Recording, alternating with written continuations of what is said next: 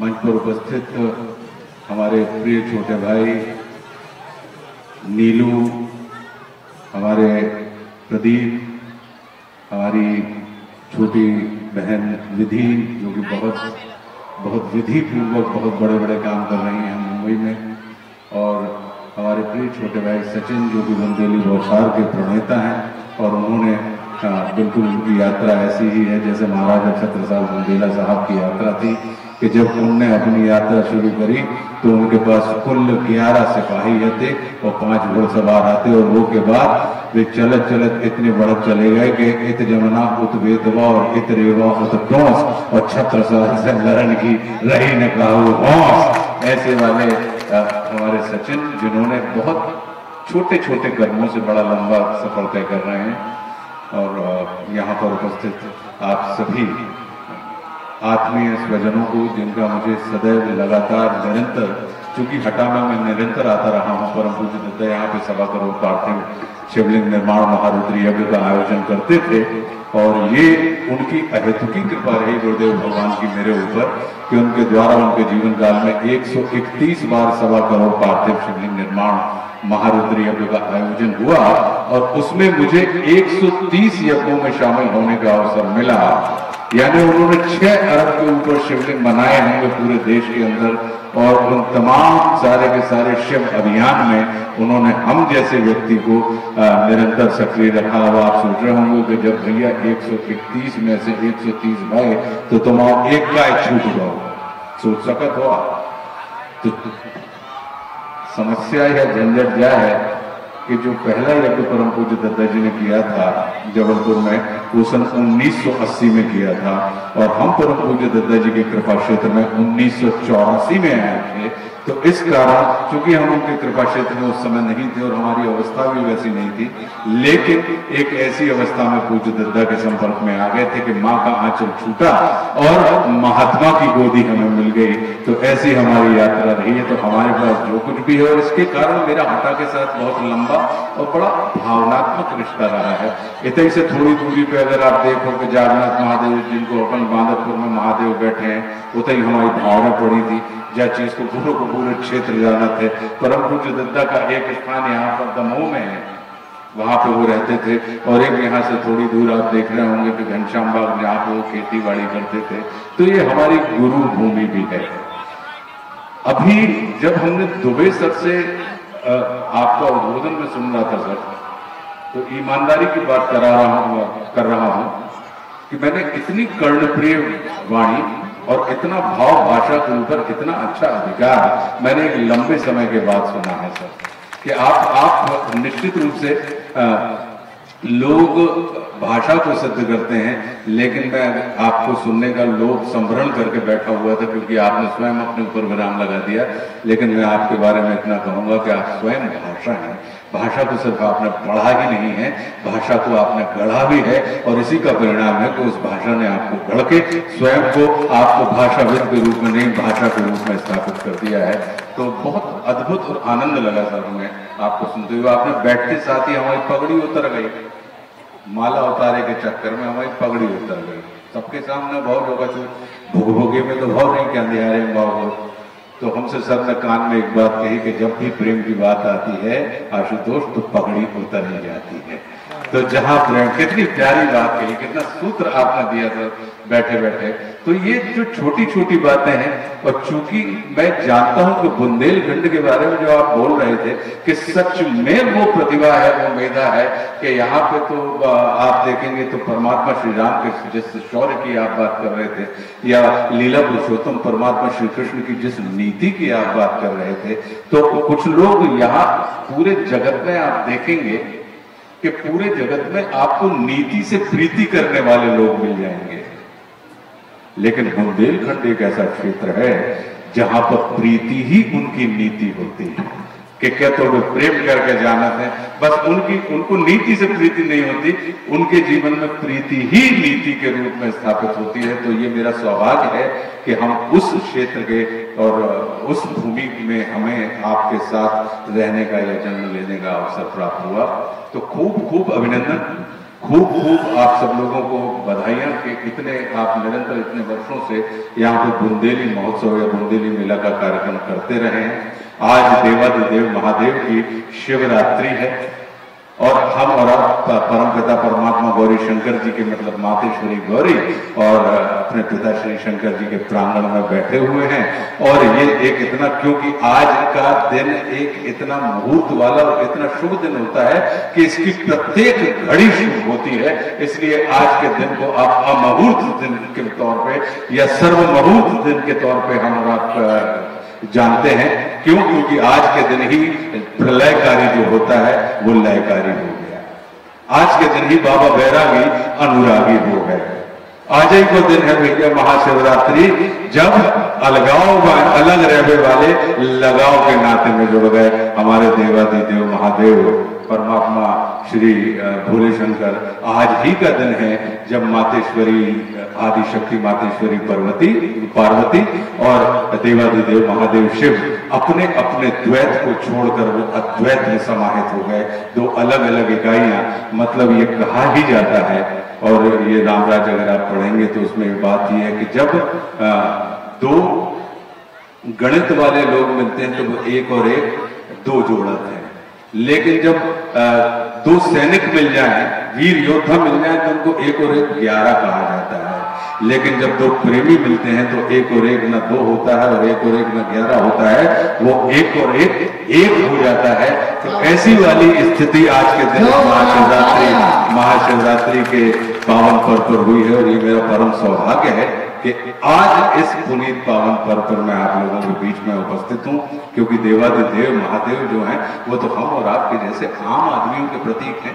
अगर आप बाबा भोले को देख लें तो क्या है, बोले कि भैया अंग पोती है राख, भस्मी लगी, ये अंग पोती है राख माते पति जी आंख।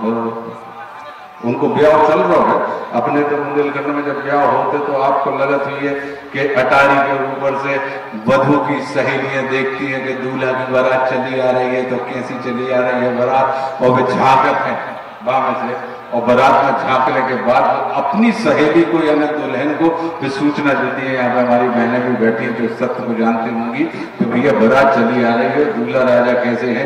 तो बाम से यही वाली बात है कि बात में से बात निकली। हमारी मम्मी ने एक भजन लिखा हुआ था, उसकी तर्ज कुछ और थी, लेकिन यही है कि देख के आए और भड़बड़ा के भी पार्वती मैया के जोरे पहुंची और बोली कि अंग पोती है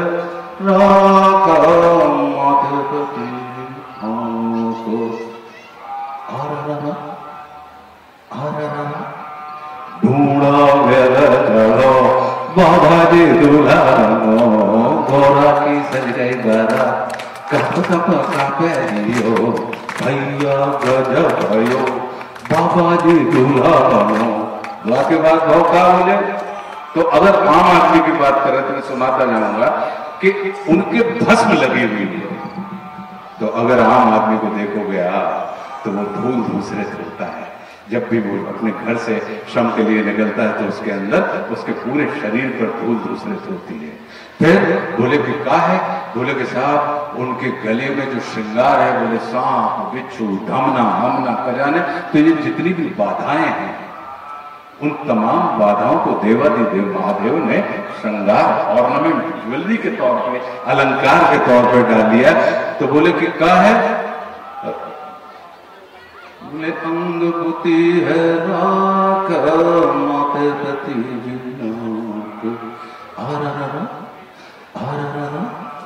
ढूंढा चढ़ो बाबा जी दुल्हनो, लोरा की ससले बाबा कापे लगी। बोले कान ताइयों के कुंडल, आप पता ही है।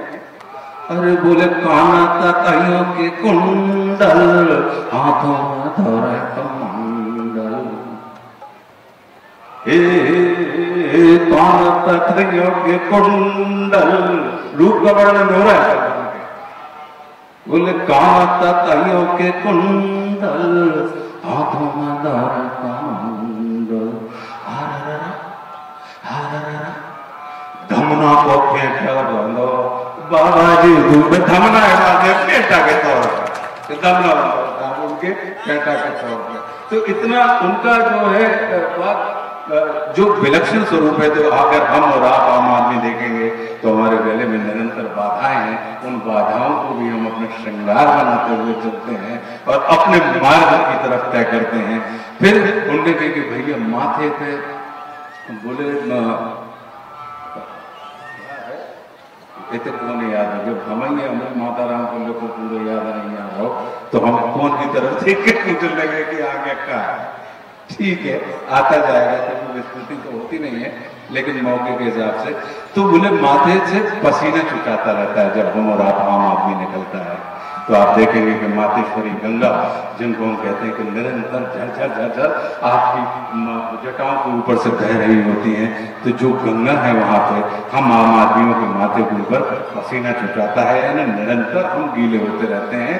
लेकिन इसके बाद भी हमारी कल्पनाओं में, जैसे वे माथे पे चंद्रमा धरे हैं, तो हमारी कल्पनाओं में भी एक चांद की सुंदरता, चांद की शीतलता, वैसा ही उसकी शुचिता, हम उसकी कल्पना, इन तमाम बाधाओं के बाद भी हम मस्तिष्क में सौंदर्य की, शांति की, शुचिता की कल्पना लेते हुए अपने पथों को, अपने मार्ग को तय करते जाते हैं। तो अपने तो जो देवाधिदेव महादेव है वे आम आदमियों के प्रतीक हैं। अब कैसे? बोले कि भैया खुद को जो वाहन है वो है नंदी, और माता राम को जो वाहन है वो क्या है? बोले शेर। अब नंदी और शेर इनकी का कहूं गोत्र मिली है आपस में? कहूं नहीं मिली, ये तो परस्पर विरोधियां, एक दूसरे के भोजन है। बोले कि भैया छोटे जो पूज्य गणपति महाराज जो है उनके छोटे पुत्र, बोले उनको वाहन कहा? बोले चक्रा, चूहा। अपने तो होते बोलिए चूहा। और बोले बड़े पुत्र हैं उनके कार्तिकेय जी, भगवान कार्तिकेय जी महाराज, बोले उनको वाहन? बोले भैया मोर। गले में डरो है सांप, तो सांप, मोर, चूहा, ये एक दूसरे से का इनकी दोस्ती है? जी बिल्कुल दोस्ती नहीं है, ये एक दूसरे के परम शत्रु है कि नहीं? भयंकर है। लेकिन इसके बाद भी ये तमाम विसंगतियां हैं। लेकिन जहां पे देवाधिदेव महादेव शिव और मातेश्वरी पार्वती बैठी हैं, तो उन्होंने कही कि साहब एक दूसरे को देख के तुम गुर्रा सको तो उन्होंने खा नहीं सको। तो जीवन की तमाम विसंगतियां जिनकी उपस्थिति में संगति में रूपांतरित हो जाए, ऐसी अवस्था को शिव अवस्था कहा जाता है, यानी कल्याणकारी अवस्था कहा जाता है। और यही कहीं ना कहीं हमारे और आपके आम आदमियों की दास्तान है कि हमारे अपने जीवन की तमाम विसंगतियां, हम तमाम विसंगतियों के साथ संगति बनाकर चलने का काम करते हैं, तभी। और हमारे सारे के सारे उद्देश्य जो होते हैं वो उद्देश्य शिव उद्देश्य होते हैं। शिव उद्देश्य यानी शिव का अर्थ ही होता है कल्याणकारी। तो कल्याणकारी सिर्फ स्वयं के कल्याण के लिए नहीं,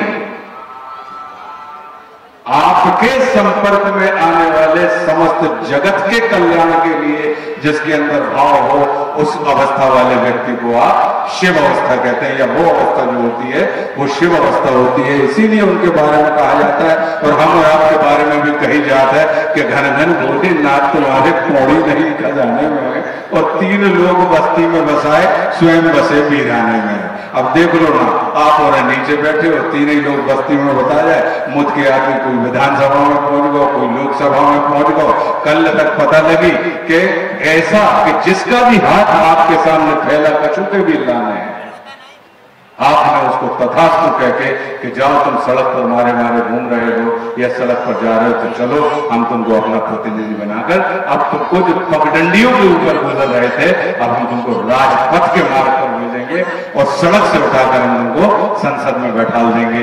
तो ये तो शिव ही कर सकते हैं ना कि घन घन बोले नाथ तुम्हारे पौड़ी नहीं खजाने में, और 3 लोग बस्ती में बसाए, स्वयं बसे वीराने में। कि भैया हमसे तो तुमसे लेवे की कर लो, और कहूं और अपना तुमसे मांग करना, क्योंकि हमको पता है कि शिव की किसी भी मांग हो, क्योंकि शिव तो जो होते हैं वो भावना प्रधान होते हैं, ऐसा हमारा मानना। शिव के लिए अगर आप भावना पूर्वक काम करेंगे तो वो आपको असीम देंगे, और अगर शिव के प्रति आपकी पूजा कामना पूर्वक रहेगी होगी तो वो आपको सीमित कर देंगे। जब अगर भावना रहे तो शिव वो देंगे जो आप जो शिव चाहते हैं कि वो आपको दें, और अगर आप कामना करेंगे तो शिव आपको। गुप्त जी की एक माँ साहब ने हम औरों को कविता सिखाई, तो हम और हमारे मित्र जो हैं, आप ऐसे आ जाइए क्योंकि बैक नहीं दिखना चाहिए, आप श्रोता हैं तो आप इस तरफ आ जाए।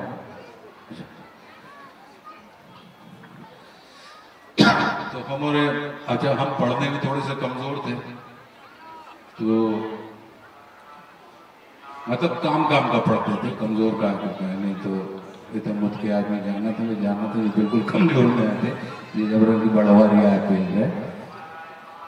तो वो सिखा रहे थे कि चारू चंद्र की चंचल किरणें, तो हमारे दोस्त हमको पढ़ के बता रहे थे कि देखो आज गुरुजी ने सिखाई चारू चंद्र की चंचल किरणें खेल रही थी जल थल में, और हम लोग अपने पैदल स्कूल के बस्ता लटकाए अपने टेढ़ की घटिया से उतरत चले आ रहे। इतने में हमने अचानक देखो कि हमारे मित्र जो हमें बता रहे थे कि हमें याद है वो पूरी कविता चारू चंद्र की चंचल किरणें खेल रही थी जल थल में, और हमने देखो कि अचानक वे साइकिल के अगले पहिया में वे फंसे हुए, वे घटिया से बिल्कुल एकदम सख्त से गायब से भय वो पहिया में फंसे हुए वे, और एक साइकिल मारो, दो ही एकदम गदबदात से, क्योंकि साइकिल में ब्रेक तो होते नहीं, वो साइकिल फुल स्पीड पे चली आ रही थी, तो वे अपने गए और जाके एक पेड़ से जाके घले, और दो ही मतलब धूरा में लोट पीट हो लगे, और जो अभी तक बिल्कुल अपने अनुप्रास अलंकार की भाषा सुना रहे थे कि चारू चंद्र की चंचल किरणें, और अचानक होते पे हम पहुंचे तो देखी दो ही एक दूसरे की कालर से झूमे, और वे अशिष्ट अनुप्रास अलंकार में एक दूसरे को संबोधित कर रहे। और जो आदमी साइकिल पे उनको लेके गया था वो भी हमारी हम उम्र लड़का था, लेकिन उनकी एक आंख नहीं थी, और वे जो हमारे मित्र थे उनकी दो ही आंखें थी, और वे अपने झूमा हजार के सारे जब कनवा तो से चला तो नहीं बना, तो तू चला कह रहा हो, बोले कि तू कनवा कौन सा गई मतलब, और एक दूसरे की गले से गिरगेटी से झूमा मारपीट हो रही। बड़ी मुश्किल से गया उनको संभाला, उनके घर पहुंचे तो उनके पिताजी जो थे उनको हमारे फुर्तीले फूफा कहते हैं, इतने फुर्तीले थे कि कहो आप लगे कि उनको दाएं हाथ उठ रहा और बाएं हाथ से चार लपाड़ा मार रहे, आप लगोगे भी हाथ से मारो, पता नहीं कि लात झापड़ गई उनकी, मतलब उनको देख के ऐसा लगता था सर कि उनके अंदर हड्डी मड्डी नहीं, वे स्प्रिंग के बने हुए हैं कि कजाना कहां से उनके। और अपने भारत में एक बड़ी अच्छी बात है कि पिताओं को सत्य उगलवाने की उनके पास टेक्निक है कि वे आते ही साथ से पहले चार झपाड़ा मार रहे थे, तो आदमी की एरर मशीन में झूठ बोलने की शक्ति उसकी तत्काल खत्म हो जाती है बच्चे, और वे एरर आ जाता, और वे अपनी सच्ची बात पहुंचे। उन्होंने उसको देखा, अपने बच्चे को हमको देखा, और उन्होंने चार तमाचा होके दौड़, बोले कि जी कहां से तुम धूरा में लौट के आ रहे हो? बोले कहां से आ रहे हो? तो धूरा में लौट कर। हमसे बोले तुम एक कौन सी नल्ली से उठा के ले आए? इनके बीच में और इतने बीच में वो जो लड़का है वे अपने पिताजी के संग आ रहे हैं, और अब उन दो ही बच्चों की लड़ाई छोड़ के उन दोइयों के पिताजी के तुम्हारे मोड़ा ने हमें मोड़ा था कनवा काय कही। अच्छा, फुर्तीले फूफा की एक और बात थी कि उनसे अगर उन्हें कम सुनाई पड़त, तो अगर आपने उनसे कही काय तो वे सुने चाय, ठीक है, तो उनने कही तुम्हारे मोड़ा ने हमसे बोले ये सको को माफी मांगे, बोले काफी हम का नसीब थी, हम काफी काय पिलाए तुम्हें।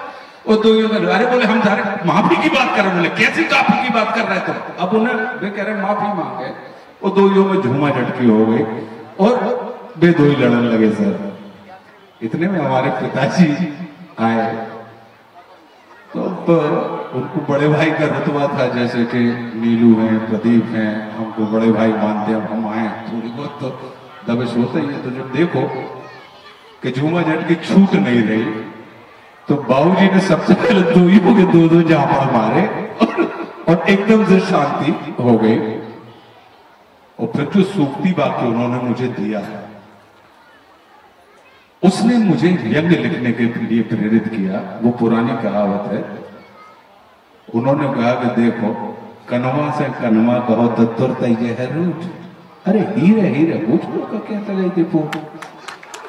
तो व्यंग्य का मतलब ही ये होता है कि समाज के विकृत अंगों को कुछ इस तरीके से कहा जाए कि समाज को वास्तविकता भी पता लग जाए और उसको बुरा भी न लगे।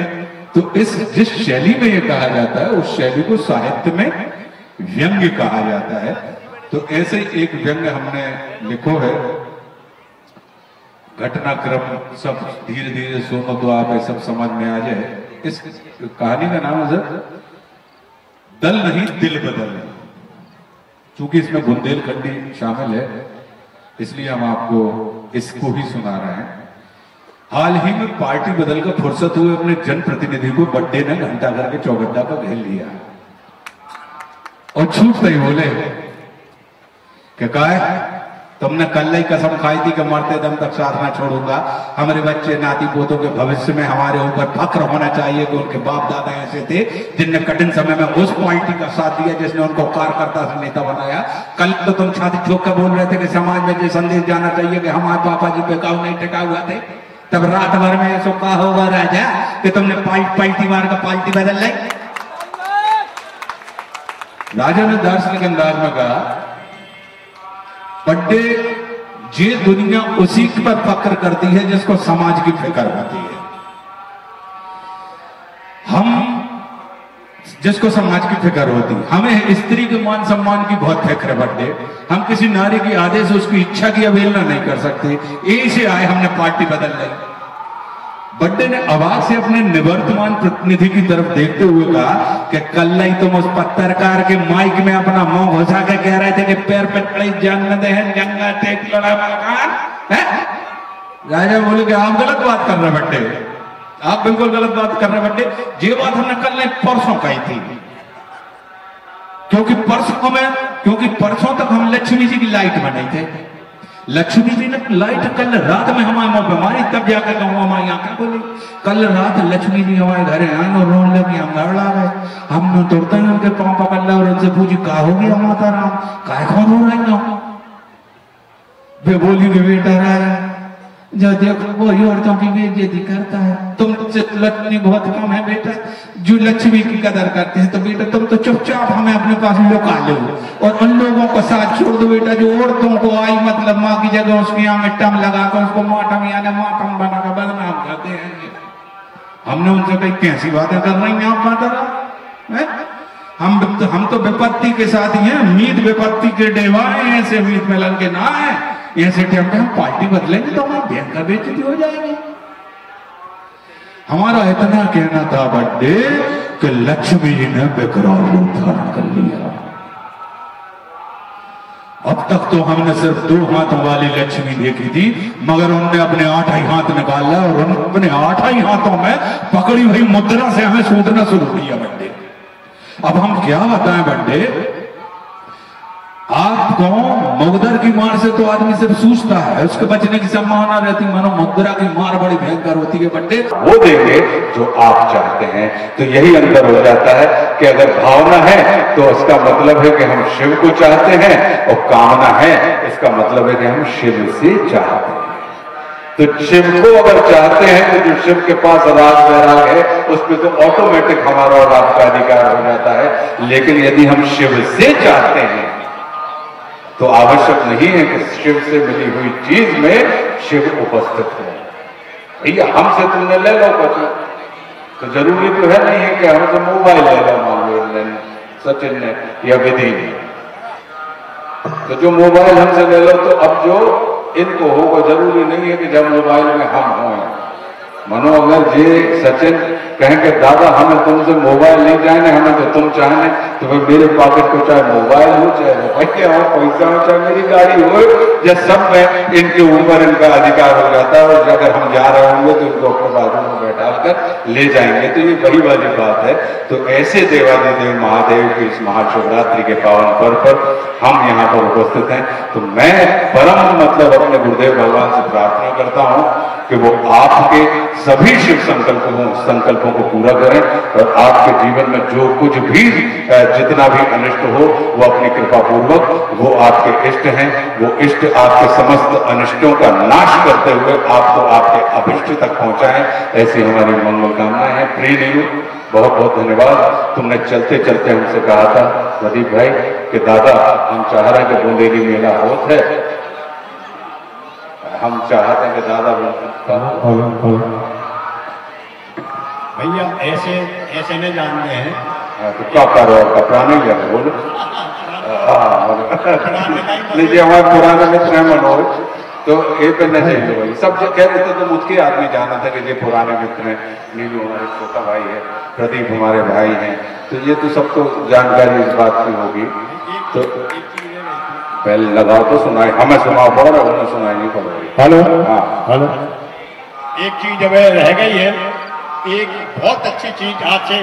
अरे हाँ एक बात और दुबे सर ने कहा था, तो आज शिव तांडव स्तोत्र अपन तो संस्कृत में सुनत रहे हैं, अब जैसे जो संस्कृत में मंत्र चल रहा है, तो जा बात के तो भगवान जी समझ रहे हो के पंडित जी समझ रहे कि क्या बात हो रही है।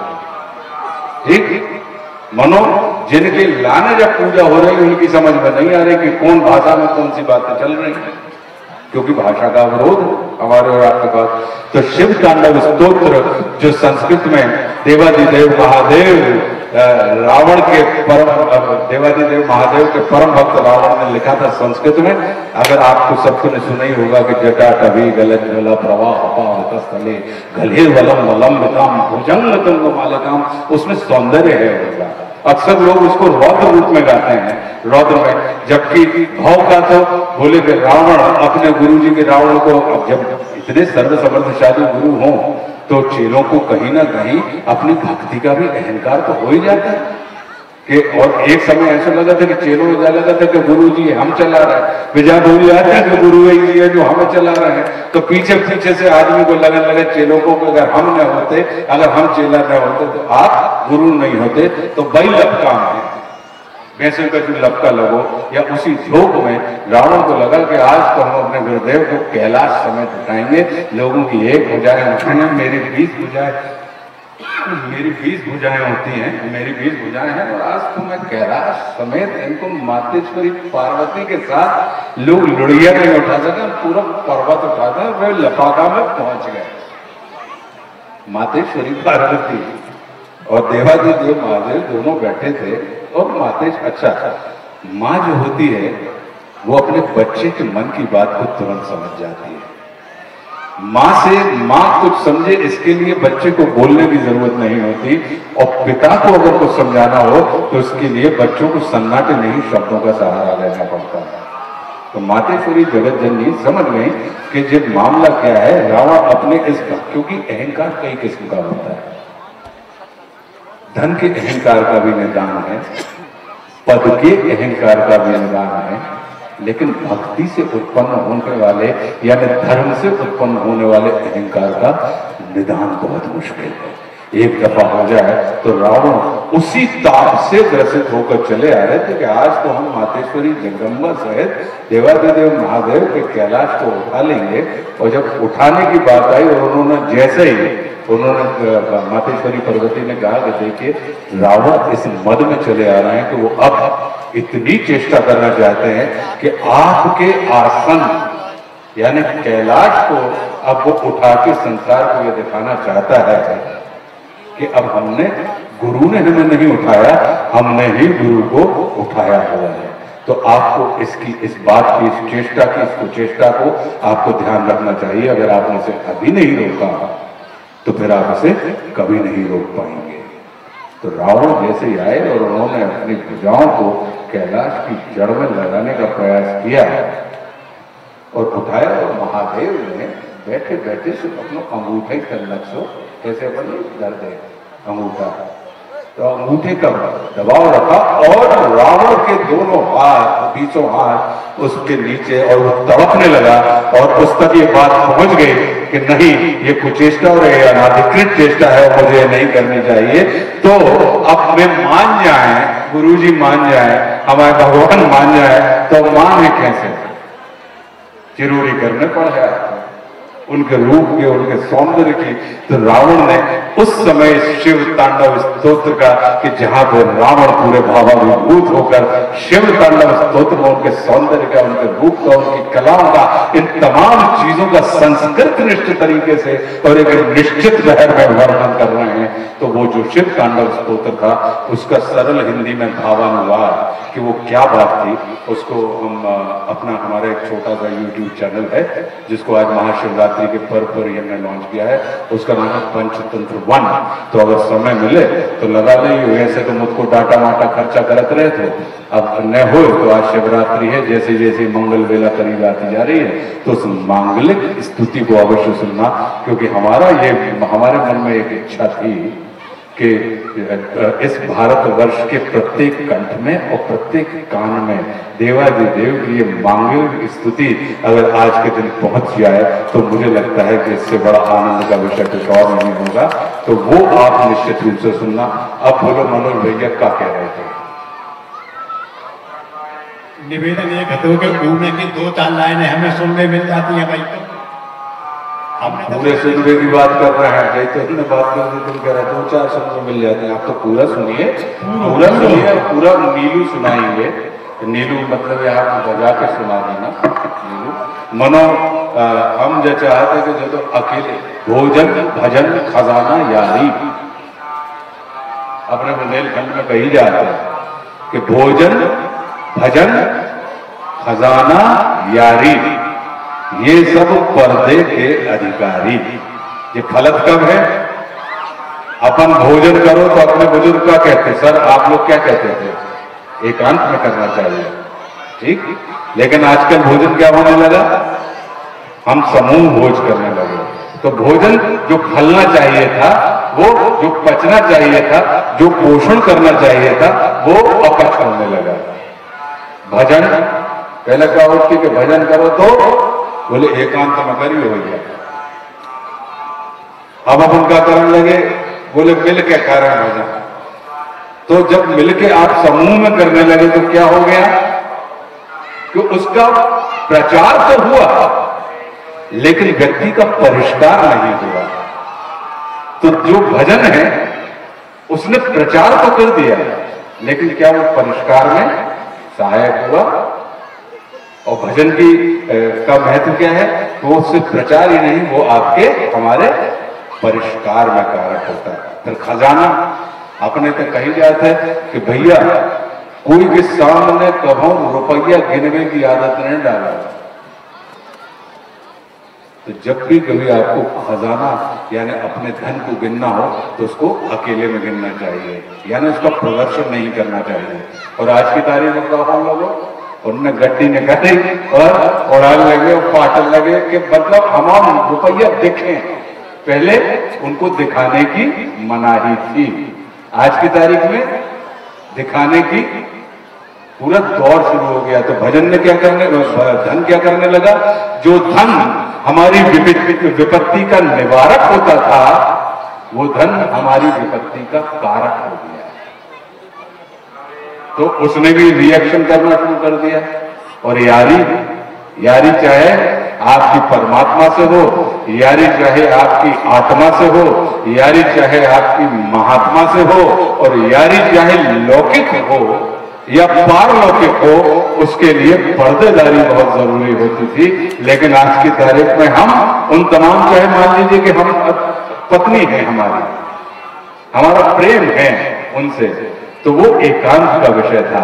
लेकिन आज की तारीख में उसका हम प्रदर्शन करने लगे। तो होने क्या लगा कि वो जो यारी अब फिर वो आपके आनंद का कारण न रहे, वो जगत के आनंद का कारण होने लगी है। और मूल उसका क्या था कि जब आप अपने आप के आनंद का कारण पता न लगे, आपका सिर्फ आनंद समाज में बंटना चाहिए, आनंद का कारण नहीं बंटना चाहिए।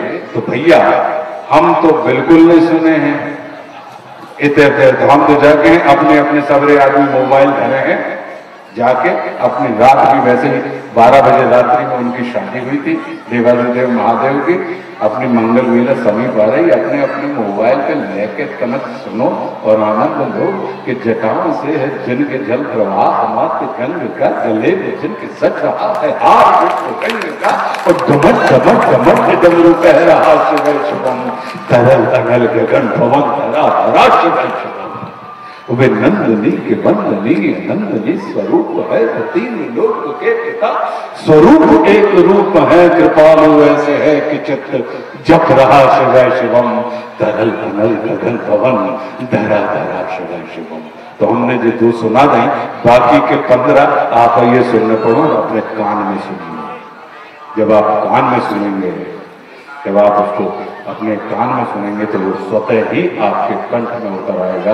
और जैसे जब कंठ में उतरता है तो देवादिदेव महादेव ने कालकूट विष, जो कि समस्त संसार को जगत को नाश करने के लिए प्रेरित था, उस कालकूट विष को उन्होंने अपने कंठ में राम रूपी 2 शब्दों को रख के, जब उस कालकूट विष जो कि मृत्यु का कारण होता था, वो उनके श्रृंगार के तौर पे उन्होंने मृत्यु को भी श्रृंगार बना लिया देवादिदेव महादेव ने। और हम उनको नीलकंठ महादेव के नाम से जाने लगे, पुकारने लगे।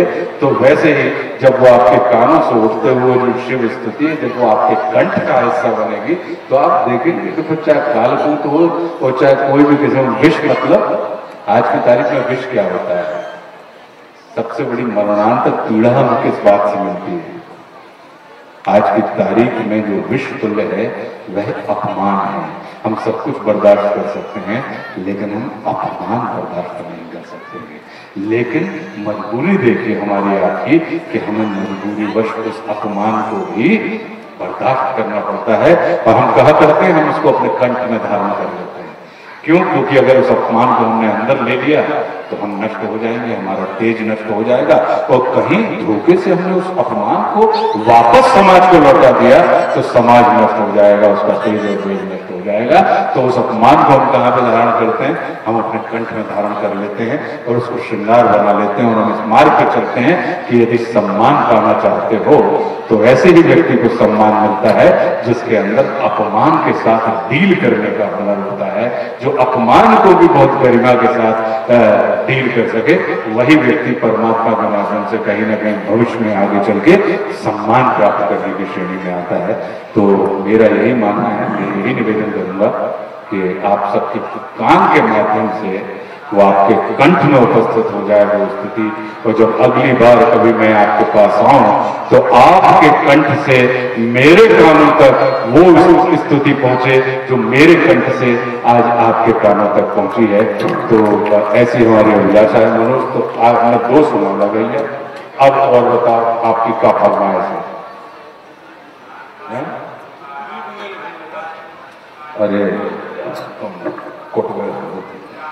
ठीक है, आपने सर जंग की बात आप कर रहे थे तो एक जंग में आपको हमारी एक मौन मुस्कान की नाम मार नाम की एक किताब है, उसमें ये एक जंग है।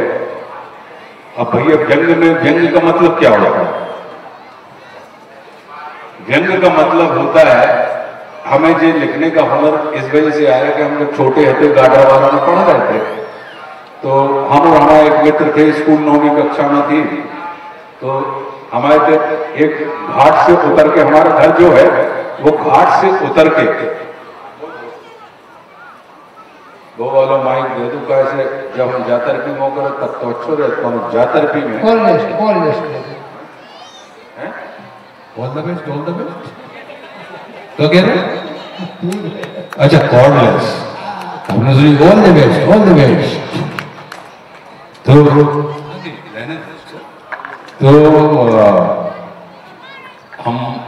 हमारा जो घर है वो नीचे था गन्ने में, गाडरवारा बहुत से लोग जानते होंगे, तुम जानते, बहुत अच्छी बात। तो हम और 9वीं कक्षा में पढ़ते तो हम सर अपने उस समय मैथिली